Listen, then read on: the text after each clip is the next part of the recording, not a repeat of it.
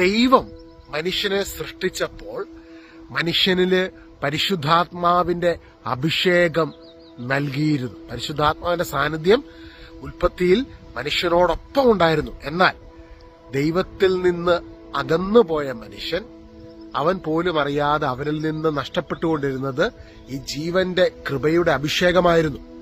ഈ അഭിഷേകം നഷ്ടപ്പെടുന്നത് തിരിച്ചറിയാത്ത മനുഷ്യന് അതിലൊരു ബോധം ജനിപ്പിക്കുന്നതിന് വേണ്ടിയായിരുന്നു ദൈവം പ്രവാചകന്മാരിലൂടെ കൽപ്പനകളെ നൽകിയത്. റോമാലേഖനം 3:20 നമ്മൾ കാണുന്നു, നിയമം വഴി ആരും നീതീകരിക്കപ്പെടുന്നില്ല, കൽപ്പനകൾ വഴി പാപത്തെക്കുറിച്ചൊരു ബോധം ഉണ്ടാകുന്നു. പാപത്തെക്കുറിച്ച് ഒരു ബോധം ഉണ്ടാകുവാനാണ് ദൈവം കൽപ്പനകളെ നൽകിയത്. എങ്ങനെയാണ് ദൈവത്തിന്റെ അഭിഷേകം നിന്നിൽ നിന്ന് ചോർന്നു പോകുന്നത്? ഇത് ചോർന്നു പോകാതെ നീ അഭിഷേകത്തിൽ നിറയുവാൻ ഈ കൽപ്പനകളെ നീ മനസ്സിലാക്കുക എന്ന് ദൈവം പഴയ നിയമത്തിൽ ദൈവത്തിന് തെരഞ്ഞെടുക്കപ്പെട്ട ജനത്തിന് ഈ കൽപ്പനകൾ നൽകിക്കൊണ്ട് ദൈവം പറഞ്ഞു മോശയിലൂടെ.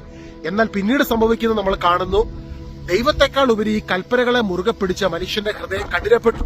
അപ്പോൾ ഈ കൽപ്പനകളിലൂടെ മനുഷ്യൻ നീതീകരിക്കപ്പെടുന്നില്ല എന്ന സത്യം മനുഷ്യന് മനസ്സിലാക്കുന്നതിന് വേണ്ടി ദൈവം തന്നെ ഈ ഭൂമിയിൽ കടന്നു വന്ന് പിശാച് നിനക്കെതിരെ ഈ കൽപ്പനകളെ ഉപയോഗിച്ച് നിന്നെ ബന്ധനത്തിലാഴ്ത്തുമ്പോൾ ആ കൽപ്പനകളെ നിനക്കെതിരെ നിൽക്കുന്ന ലിഖിത നിയമങ്ങളെ തന്റെ പരിഹാര ബലിയിലൂടെ നിഷ്കാസനം ചെയ്തുകൊണ്ട്, കുരിശിൽ തറച്ച് അതിനെ നീക്കം ചെയ്തുകൊണ്ട് കർത്താവ് തന്റെ രക്തത്തിലൂടെ പുതിയ ഉടമ്പടി രചിച്ചു. ആ പുതിയ ഉടമ്പടിയിലൂടെ ഇന്ന് ദൈവം നമ്മളെ നീതീകരിച്ചിരിക്കുകയാണ്.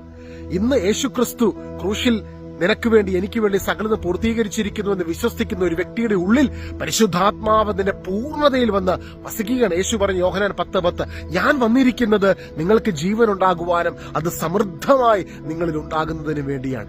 ഈ ജീവന്റെ അഭിഷേകത്തിൽ നിറയപ്പെടുന്ന ഒരു വ്യക്തിക്ക് പാപത്തിൽ തുടരുവാൻ സാധിക്കത്തില്ല. കാരണം ആത്മാവിന്റെ അഭിഷേകം ലഭിച്ചവന് പാപത്തെക്കുറിച്ചുള്ള ബോധമുണ്ടാകുന്നു. അവന് മനസ്സിലാക്കുകയാണ്, ഈ ആത്മാവിന്റെ അഭിഷേകം എന്നിൽ നിന്ന് കുറയ്ക്കുന്നതൊന്നും എന്റെ ജീവിതത്തിൽ വേണ്ട.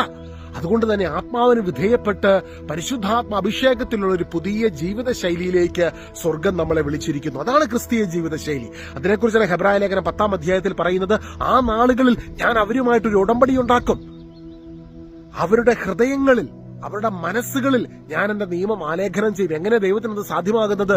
പരിശുദ്ധാത്മ അഭിഷേകത്തിൽ നിറയപ്പെട്ട ഒരു വ്യക്തി എങ്ങനെയാണ് തന്നിൽ നിന്ന് അഭിഷേകം ചോർന്നു പോകാൻ സാധ്യതയുള്ളതെന്ന് മനസ്സിലാക്കി കർത്താവിന്റെ ആത്മാവിന് വിധേയപ്പെട്ട് വിശുദ്ധിയിൽ ജീവിക്കുമ്പോൾ നമ്മുടെ ഹൃദയത്തിൽ ഇരുന്ന് കർത്താവ് നമ്മളെ ഗൈഡ് ചെയ്യും, വഴി നടത്തും. ഗലാത്യ ലേഖനം 5 പറയുന്നുണ്ട്, പരിശുദ്ധാത്മാവിന്റെ ഈ ഫലങ്ങളിൽ നിറയപ്പെട്ട ഒരു വ്യക്തിക്കെതിരെ അവനെതിരെ ഒന്നും ഒരു ബന്ധനത്തിന് നിൽക്കുവാൻ പറ്റത്തില്ല. ഹല്ലേലൂയ, ഈശോയെ ആരാധന, ഈശോയെ ആരാധന എന്ന് പറഞ്ഞ് എന്റെ കർത്താവെ നന്ദി. അവൻ കർത്താവിന്റെ ആത്മാവിന്റെ ശക്തിയിൽ നിറയപ്പെട്ട ഒരു വ്യക്തിയുടെ ജീവിതത്തിൽ ഒരു ബന്ധനത്തിന് നിലനിൽക്കാൻ സാധിക്കത്തില്ല സഹോദരങ്ങളെ.